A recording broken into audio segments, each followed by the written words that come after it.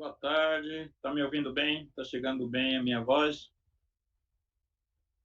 Muito obrigado mais uma vez pelo convite. É um prazer, né, fazer parte dessa mesa tão importante para debater e contar história, uma parte de forma resumida, né? Agradecer os professores, professoras, né, envolvidas nesse debate, nessa importante mesa, né, para ouvir um pouco, apresentar um pouco da nossa trajetória, nossa atuação, enfim, a condição de indígena oriunda de um povo, né? Ou seja, pertencente a um povo. De qualquer forma, é importante mencionar que nós, né, eu e outros pesquisadores, hoje em nível mais graduado, pós-graduado, pertence a um povo, né, que tem uma história, tem uma trajetória, que sofreu dominação colonial, submetido a uma retirada forçada do seu território, por exemplo, no caso do meu povo. Então, eu pertenço a um povo Guarani Kaiowá, conhecido, né, que hoje luta pela terra, pela recuperação de uma parte do território amplo do povo Guarani Kaiowá. Né? E, enquanto outros povos, né, a gente reconhece, sabe que pertencem a outros povos, mas tem sofrido toda a violência de remoção forçada dos seus territórios, tentativa de apagar a identidade étnica e memória do povo, né? Pertencente principalmente do litoral, da região norte e nordeste do país. Também os povos lutam. E hoje conseguimos nós aproximar mais por conta do estudo, da leitura, da história, de toda a memória. Quero adiantar já que hoje estamos mais na condição de porta-voz do povo, né? Porta-voz, tradutor, né? E pesquisador de forma permanente, o tempo todo. Né? E isso é importante, quero mencionar já logo na introdução da minha fala, que hoje, essa posição que a gente ocupa, nossa posição como pesquisador, ao mesmo tempo, a gente faz um pouco de tudo, por exemplo, assessor, consultor, tradutor, porta-voz, intermediador, informante mais seguro para nosso povo, para a comunidade em geral, para os povos indígenas do Brasil e fora do Brasil, né? Então, nossa posição sempre buscar, correr atrás das informações de fonte mais consistente, né? mais segura, né? Isso, o nosso papel é um papel muito importante, né? Porque recorremos às histórias, ao passado, né? Desde 1500, conseguimos recorrer ao passado e buscar todos os acontecimentos históricos, né? Para a gente resistir hoje, né? Continuar resistindo e lutando, né? Para viver, para sobreviver e para buscar a vida mais digna para a nossa geração. Isso eu quero falar logo na minha introdução. Mas vou falar também rapidamente da minha trajetória no espaço da escola, né? Educação escolar, formal.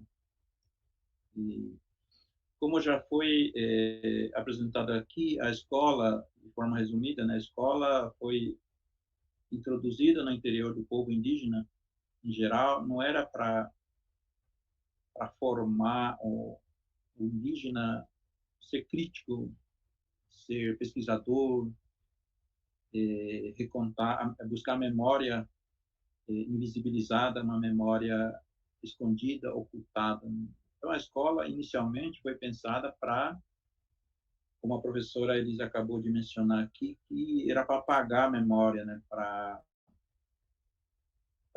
invisibilizar a história, para diluir o povo no meio da sociedade dominante.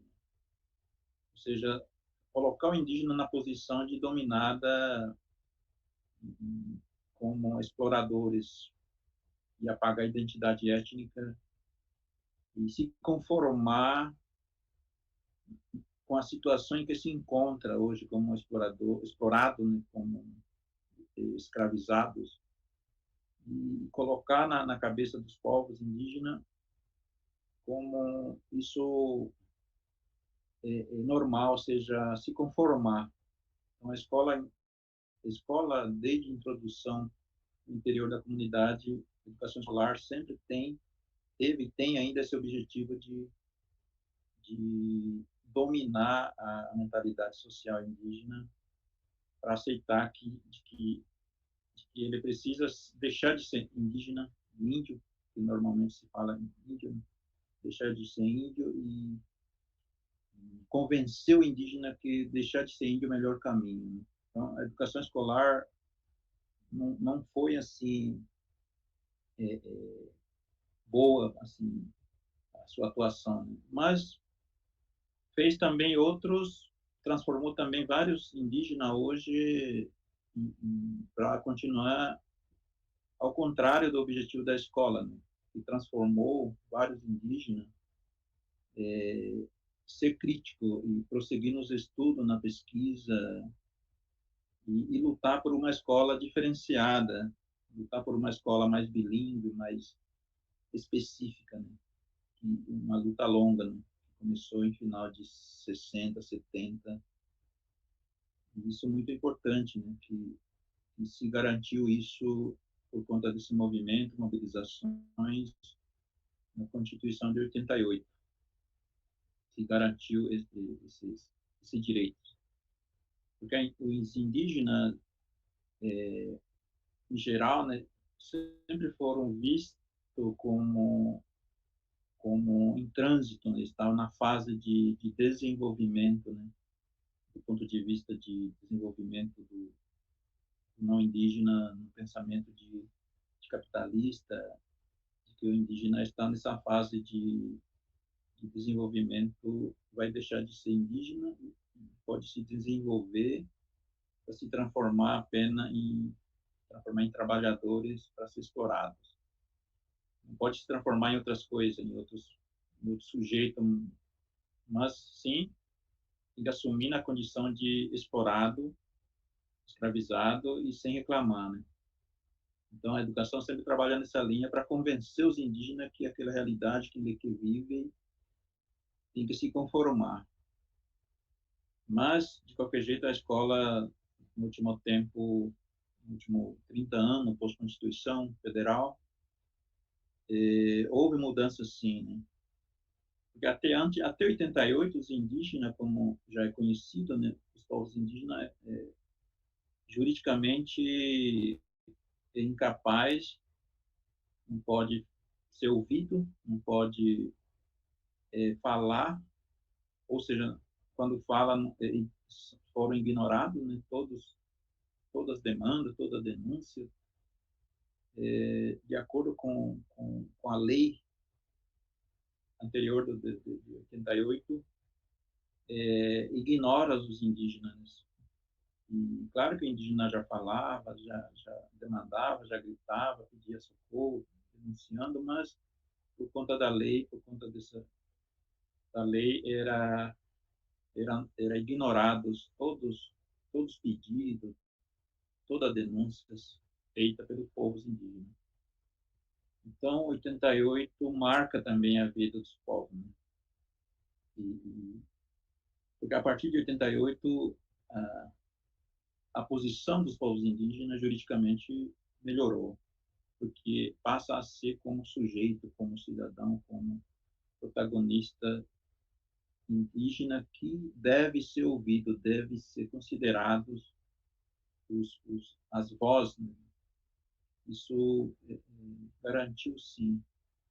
Mas antes não podia, porque era tutelado, éramos tutelados, todos nós indígenas. Pior coisa na história.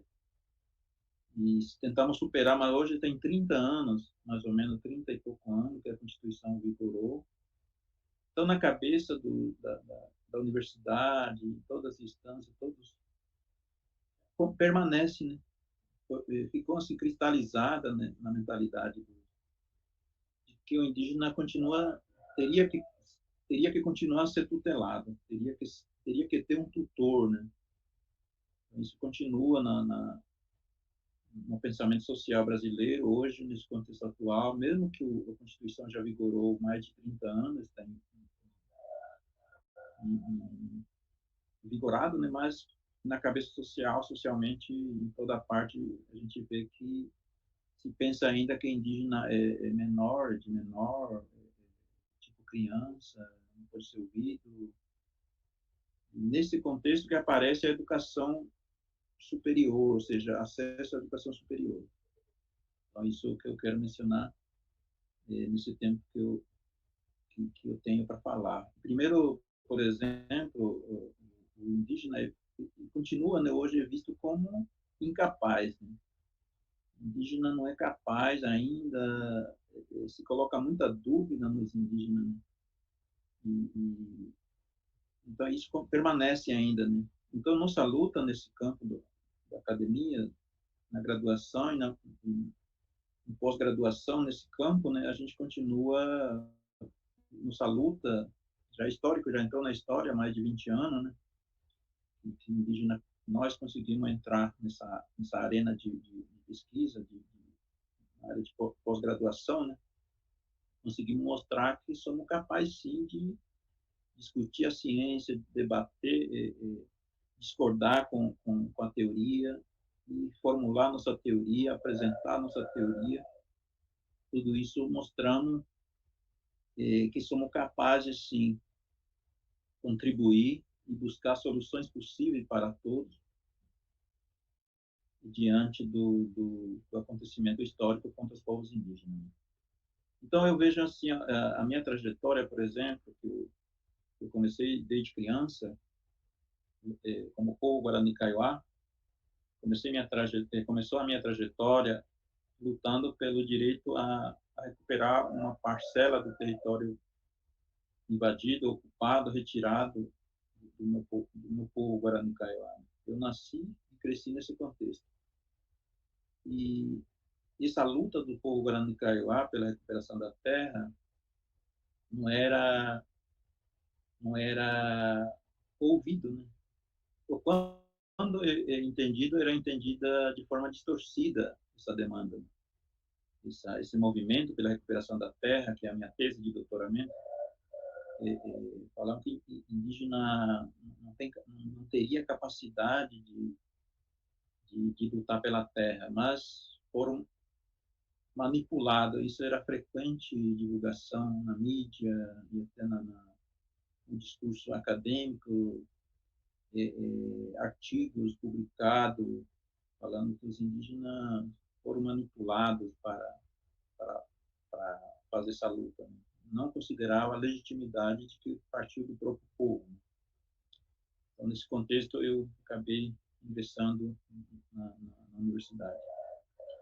Então, o que eu aprendi, que a pergunta central aqui, né, o que você aprendeu, o que marcou a sua vida, o que descobriu, o que foi difícil, o que marca, né?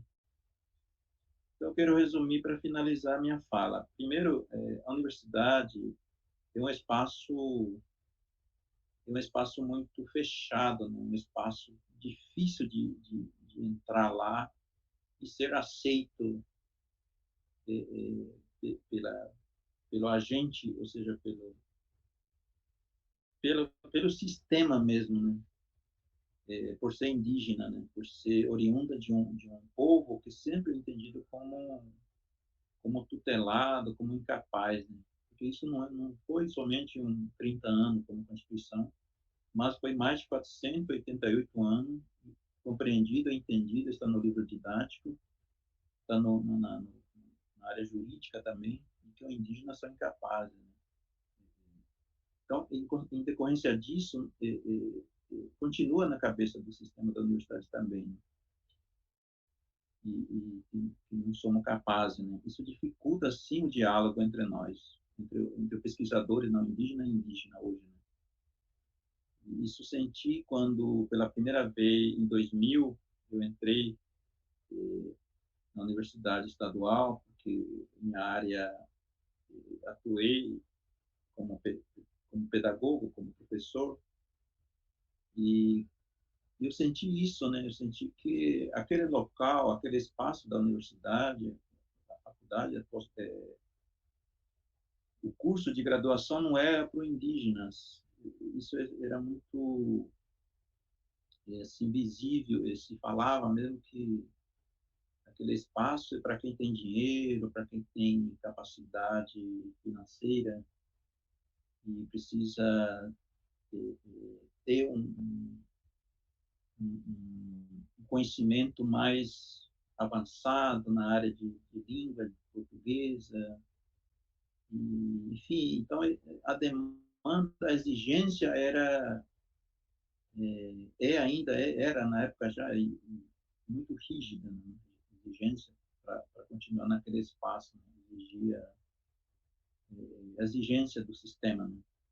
E os colegas e a turma também oriundas, a maioria oriunda de uma classe média alta, em outra condição, né? Isso também é uma relação, sempre uma relação não foi boa, né? Vista de forma, olhar preconceituoso, né? Isso não é só eu, todos os indígenas que enfrentaram esse espaço perceberam isso, né? Sentiram isso na pele. A superação existe, mas por conta do esforço que a comunidade, o nosso povo, né, encoraja, né, essa demanda, essa esperança de que a universidade pode preparar melhor para que tenha uma voz, que a voz do povo fluísse mais no interior a partir da universidade, a partir desse espaço da faculdade, então isso é uma demanda pelo próprio povo indígena, né? Eu acho também como caminho, né? Como um espaço possível onde deve ser levado o problema que o indígena sofria e sofre ainda, né? Mas é difícil, em primeiro lugar, é muito difícil nesse espaço, porque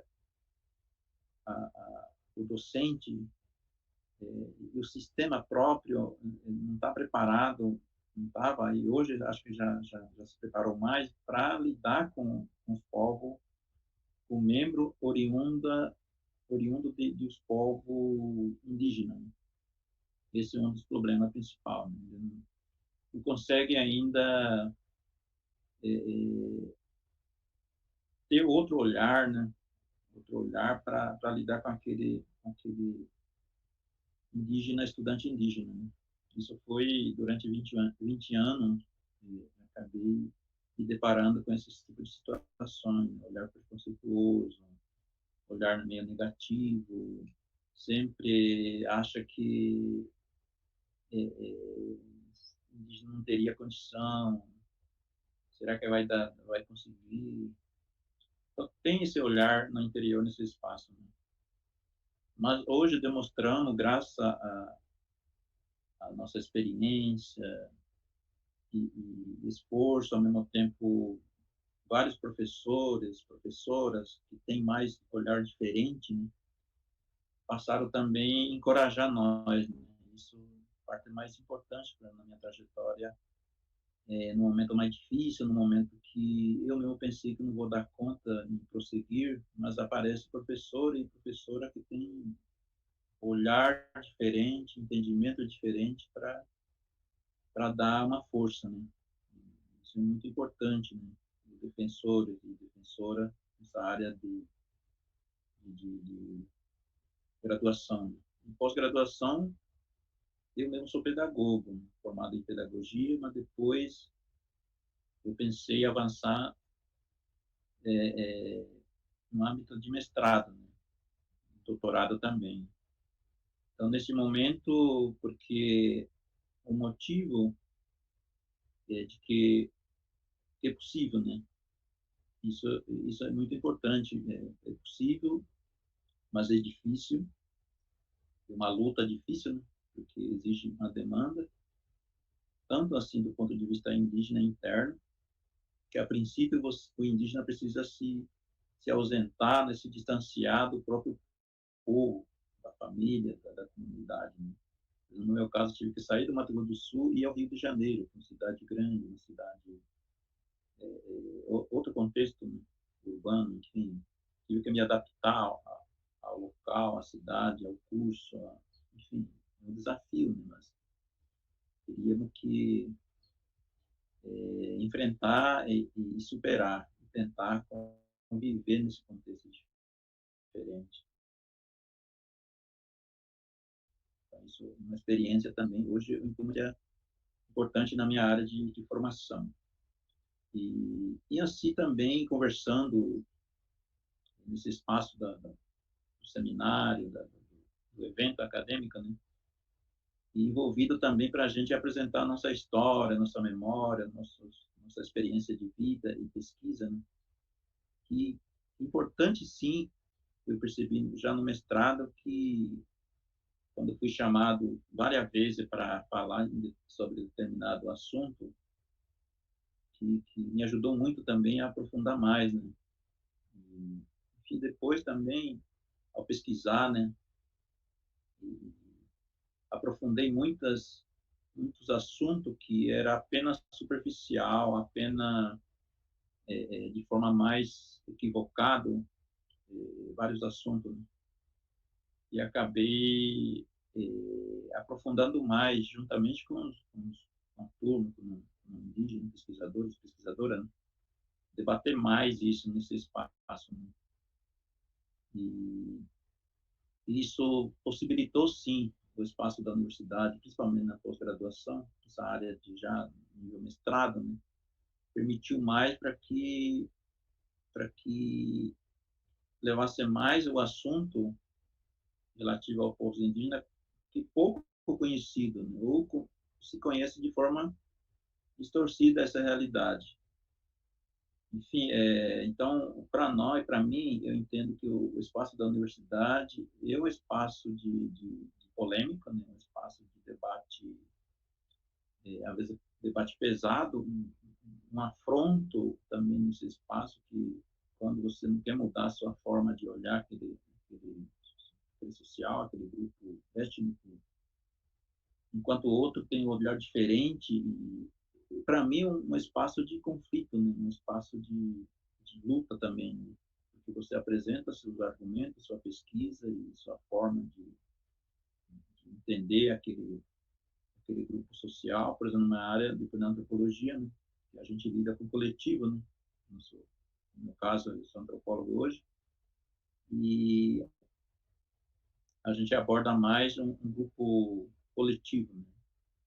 Diferente de outra área de conhecimento, estou falando a partir da minha área de atuação como observador de um coletivo, né? De um grupo social, não indivíduo, né? Mas, no caso, povos indígenas, um coletivo, né? Mas o mais importante que marcou muito durante a minha atuação como pesquisador, o meu povo também me viu já como um importante interlocutor, que possível que o leve até o meu povo o conhecimento e a informação mais segura, né? E, ao mesmo tempo, fazendo vice-versa, levando também ao espaço acadêmico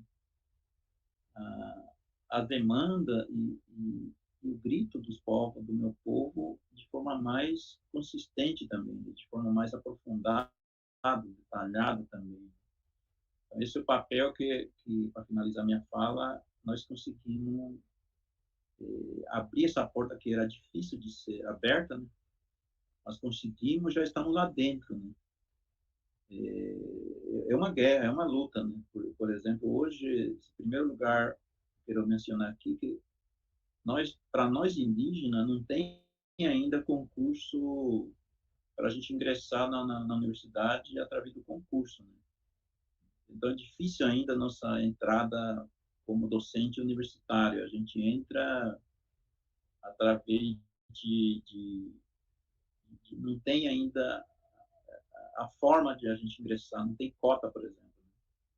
Então, esse é um assunto importante que a gente precisa bater, precisa brigar ainda pelo pela abertura de um concurso um concurso específico para aceitar os indígenas a partir da sua pesquisa, sua atuação, né? E é difícil ainda, então, por isso eu quero mencionar isso para finalizar minha fala, mas uma luta continua, como eu já falei na introdução, hoje o acadêmico indígena, todas se encontram nessa posição de tradutor, porta-voz, defensor, mediador, tanto para a interna quanto para fora.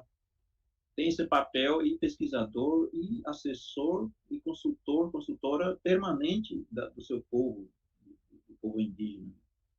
Isso para mencionar, por exemplo, a atuação do Dr. Luiz Eloy, um pouco terena, que hoje é advogado, mestrado e doutorado em antropologia, hoje atuando na organização do APIB, na Articulação do Povo Indígena do Brasil.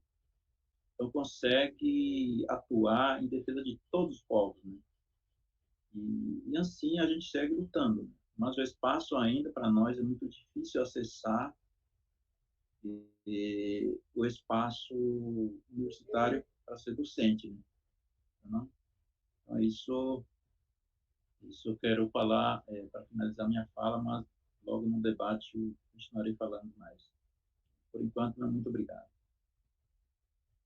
pela atenção e abraço a todos. Prazer revê-los, Florencio e a Elisa aí. E já tive um prazer de estar compartilhando a mesa com ela e com ele. Muito obrigado.